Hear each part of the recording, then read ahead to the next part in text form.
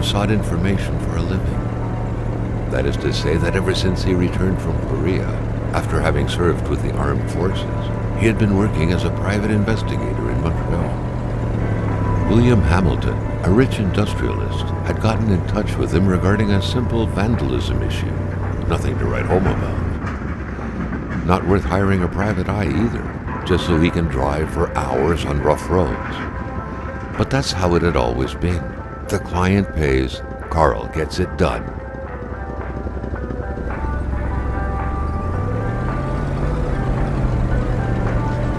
They had set up to meet at the general store, his client's business. Well, actually, the entire village had William Hamilton's name written all over it.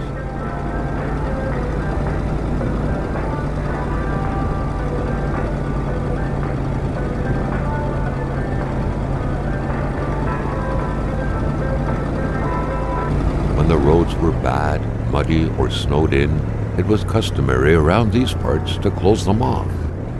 But it was also customary to ignore those signs entirely and drive there anyway.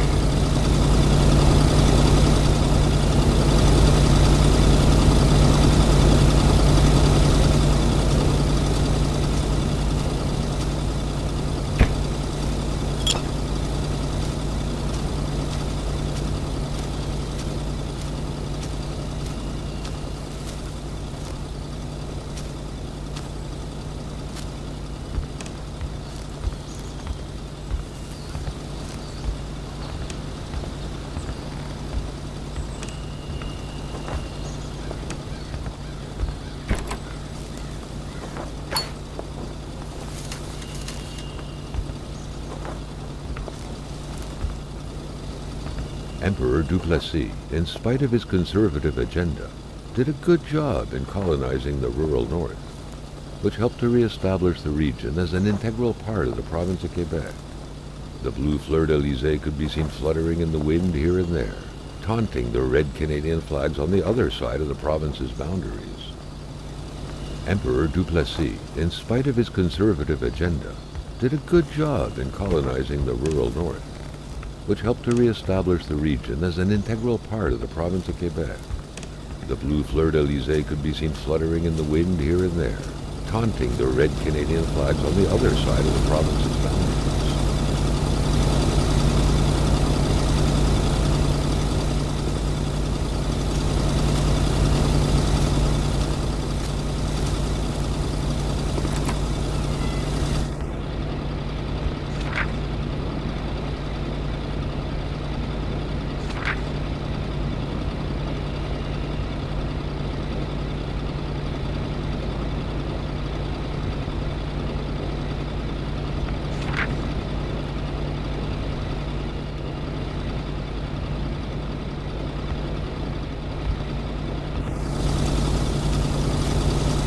Hamilton never mentioned a road-blocking barrier.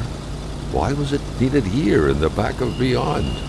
That would, however, be a mystery for another day. Carl had waited long enough for someone to come and raise it. Still not a soul in sight. There was no point in waiting any longer. Carl had to figure this one out by himself. Hamilton is waiting for Carl in the general store. It was time for him to get down to business.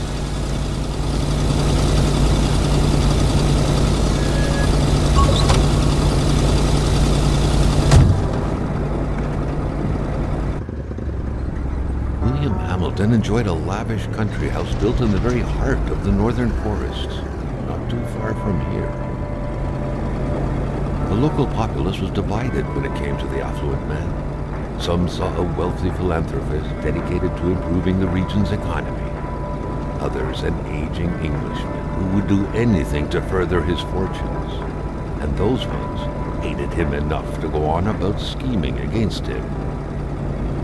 Hamilton had recently acquired a few local businesses, but the last straw was the reopening of a mine, which gave rise to a wave of protests and threats from the Cree people. Given these circumstances, Carl reckoned that a good number of people must be feeling compelled to oppose Hamilton in one way or another. So far, only the industrialist's house had been a target, but soon enough, Carl thought, the target would become the man himself.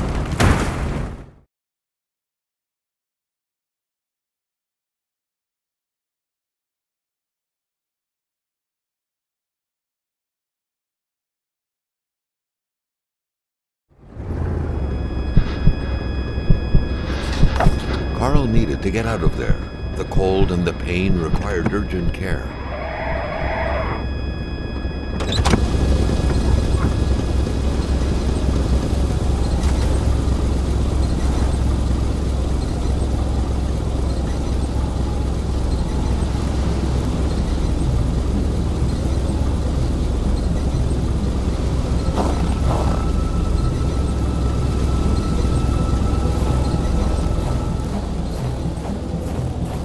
The driver had taken off. It was still best to check it out and leave nothing to chance. Carl needed help.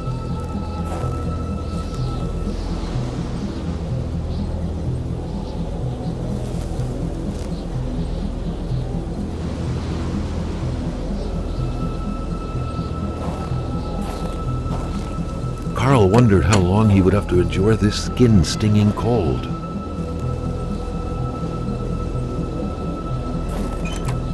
It was a small, locked box engraved with the letters WH. Carl thought about taking it. Nothing was to be left to chance.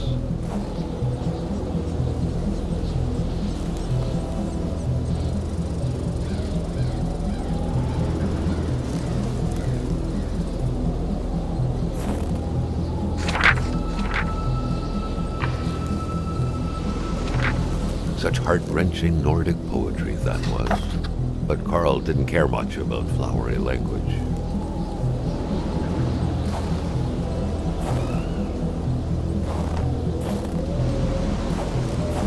This deep in the country, his last hope was to find an abandoned garage or a farm by the roadside. His life depended on it.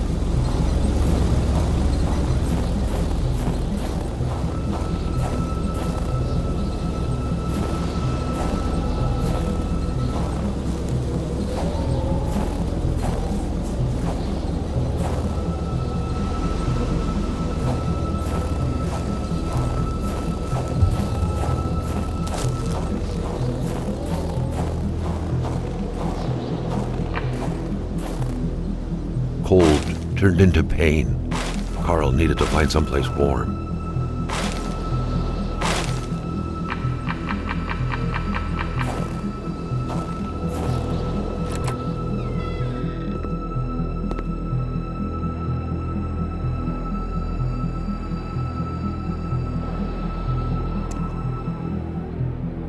Even better than he had hoped. Carl Faubert had succeeded once more, and was now on his way to new adventures.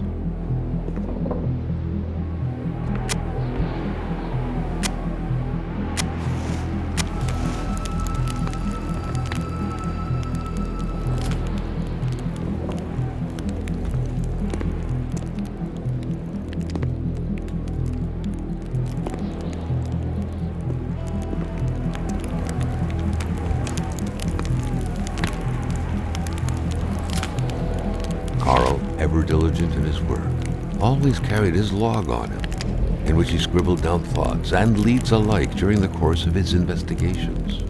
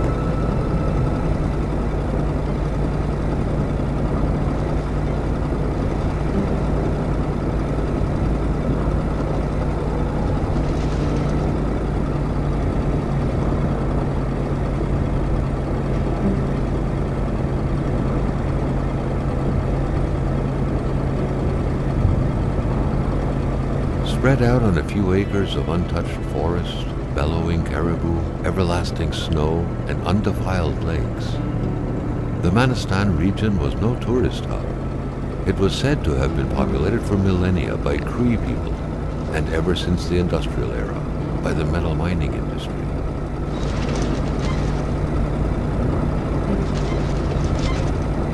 Jean-Luc Bédard had without a doubt been the closest man in the village to William Hamilton, otherwise known as Uncle Willie. The truck was running on fumes. Good thing that the general store was close by.